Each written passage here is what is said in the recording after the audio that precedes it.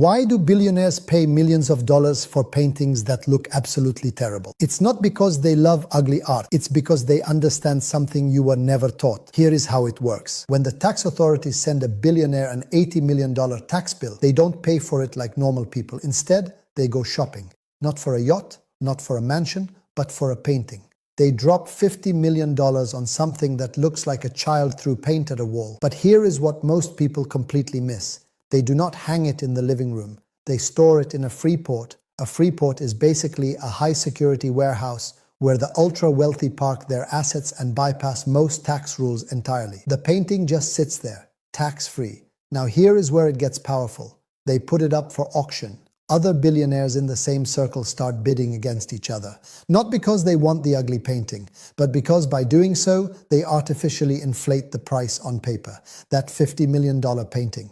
It is now valued at $80 million.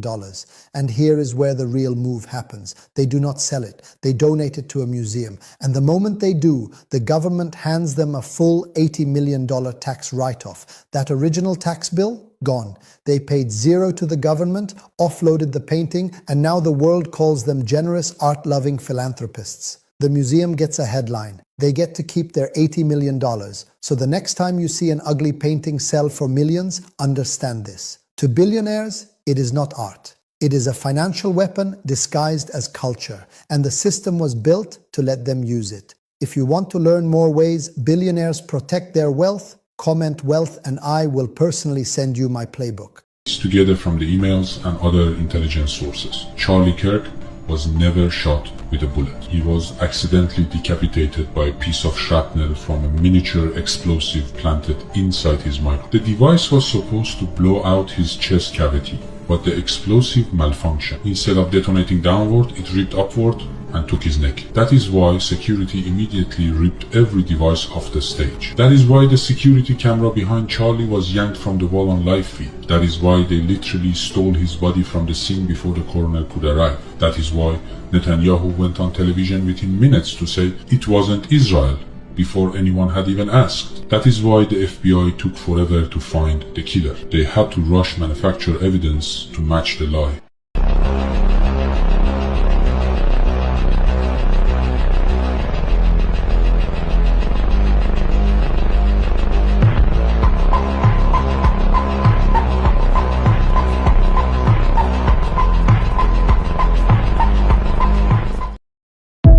This one's in Thailand. Been to Thailand before. Have you? Beautiful. Beautiful, beautiful. What comes with the island? There's a small villa there. You could practically build what you want. So there's building space. Yeah, there's Do the islands come with the children, or the children imported after? This island does have a small school. There are children. Okay, so I don't know if that was a stupid. Yeah, if What countries are near to abduct them from? Cambodia, Thailand, Laos, Vietnam, Philippines? The Philippines. Of course. The Filipinos, you know, if they're not being a nurse, they're being your crew. Okay, so. True. Yeah, so. What age ranges? Below 10, I don't really. Approximately 450,000 years ago, the Anunnaki, in search of gold to shield their planet Nibiru's atmosphere, arrive on Earth.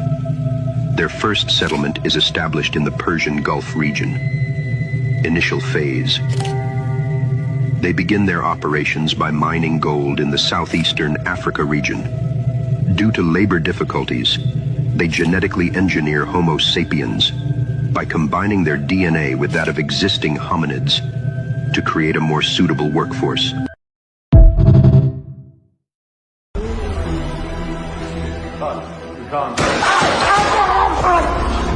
1 second. Stephen, I forget. Explain what's going on here. This is the culmination of quite a few months' work to see whether it's a gentleman called Chris, who's currently in a hypnotic trance, see whether it's possible. No. Remember spending around talking to you? No.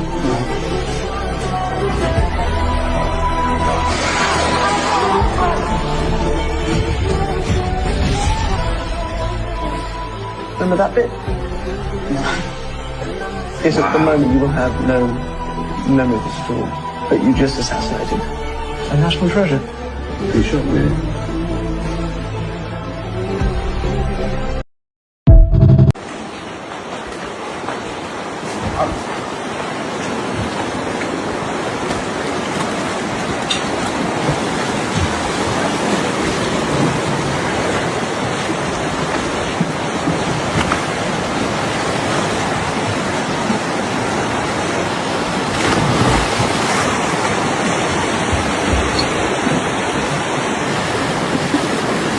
What are we going to do about South Africa as part of AGOA?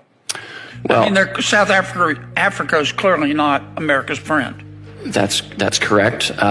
We've had some conversations with the South Africans when it comes to trade. And again, there are a lot of kind of foreign policy issues that I don't get into with South Africa. But when it comes to trade, they have a lot of barriers, not just tariffs, but non-tariff barriers, et cetera. We've made clear to the South Africans that if they ever want to have a better tariff situation with us, they need to take care of these tariffs and non-tariff barriers. They're a real economy. They're a big economy, right?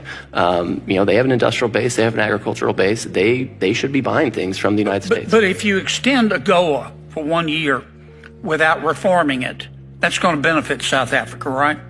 I mean, it could. I would say we have a 30% reciprocal tariff on South Africa right now, which is much higher than the rest of the continent. So we'll control for it a little bit. But I think South Africa is a unique case. I agree with you, if that's your point. Don't you think we ought to separate South Africa and AGOA? I mean, I'm happy to consider that, right? I mean, Congress has come to me and said, we want AGOA. And I think if we're going to have a giveaway, we need to figure out how to improve it. If you think that we should give South Africa different treatment, I'm open to that because I think they are a unique problem. Well, they're a unique problem for America. Correct. I mean, they're our enemy right now. I mean, they're buddies with all of our enemies, and they've been very critical of the United States. That's exactly right, and that's why they're actually treated in a much different way. Most of the African continent, sub-Saharan Africa, has just a 10% tariff, and South Africa has a 30%.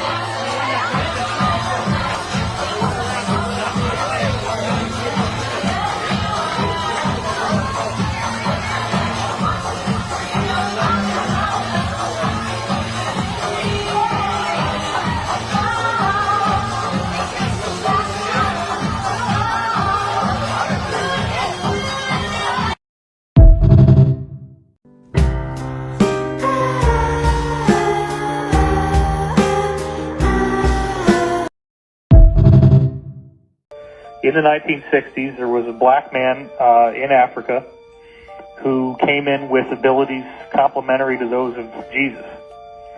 And he was performing miracles. He was starting to get people to listen to what he had to say. And the cabal tried to kill him. And, they could shoot him in the head and his skull would just regenerate and the flesh would grow back and he was fine. And, so the crazy story that I heard, and remember, I was told at the time that if I disclosed this, that I would be killed. And I ended up putting it in the book anyway. The story was that this guy, they finally said, okay, we're going to bring you to the United Nations and share your message with the world. Let's get you on this flight. They bring him on this flight. And instead of bringing him to the United Nations, they shot him repeatedly and then actually had some kind of meat grinder device and basically like a bandsaw, I guess, and sawed up his body into a whole bunch of pieces, put him in these very like radioactive shielded containers, and then had all these fighter jets dock with the plane and fly his body parts to all corners of the world, where then these containers turned them into ash. And they thought that maybe this would defeat him, like that his body somehow, the tissue was necessary. So if they destroyed all the tissue in all these places across the world, maybe they could defeat him. Well, he then regenerated in their offices and was fully fine, fully intact. But the sad part is that he said, you know, you guys so badly do not want me to be here that I am not going to be able to do any more. You're going to get what you want, but bear in mind that in the future, many others like me will be coming, and when they do, you will not be able to stop us. Wow.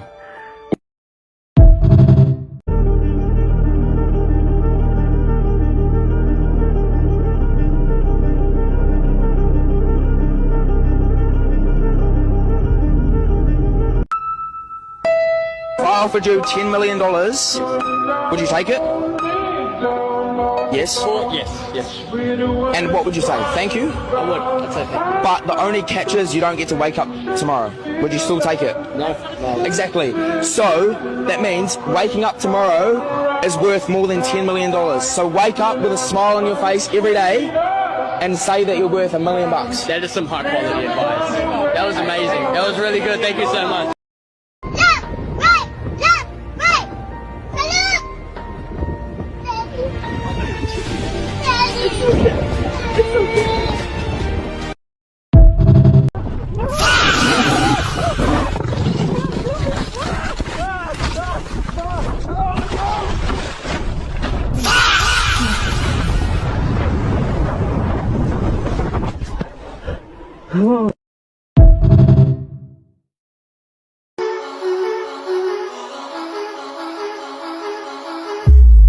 What role in the Middle East again does Israel play in this?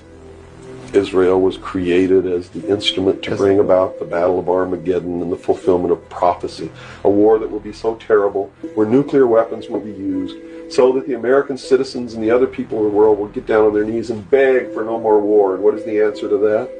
They're going to be told the only way we can guarantee no more war is if we destroy the sovereignty of nations and we come together as one humanity in a one world government. Right. Okay. And the Jewish people were then being manipulated into believing it was for some other reason. That's correct. They've always been manipulated. And I get people who still come to me all the time and say, Bill, you're all wrong. It's the Jews. The Jews are subverting the world. Man, it's not the Jews. It's not the Catholics. It's not the blacks. It's these men who belong to the ancient mystery schools, who meet in secret and decide the fate of the world. And they belong to all different races and all different nationalities and all different religions to the public point of view. But in secret, it's a different story.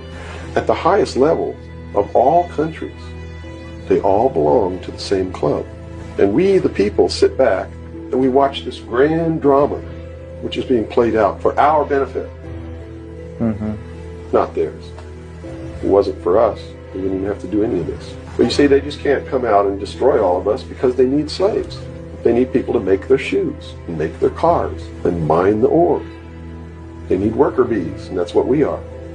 In the New World Order, we will be the worker bees, the slaves.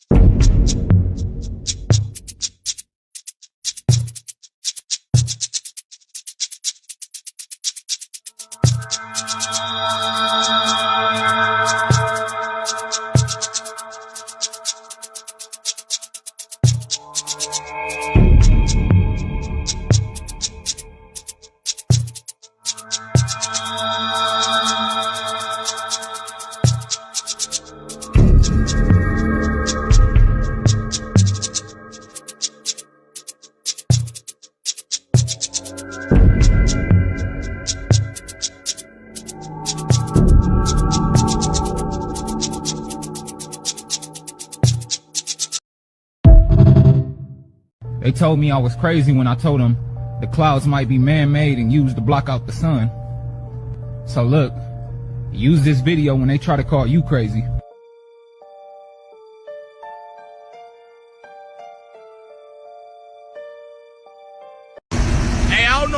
notice, but I actually work in a cloud factory.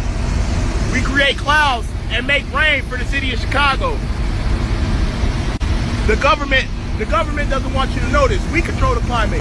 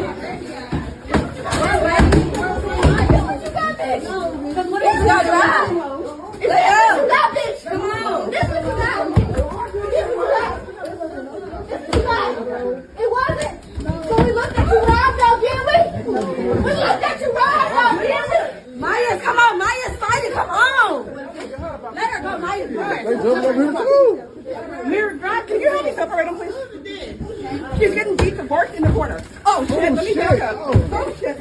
What is that? Why are you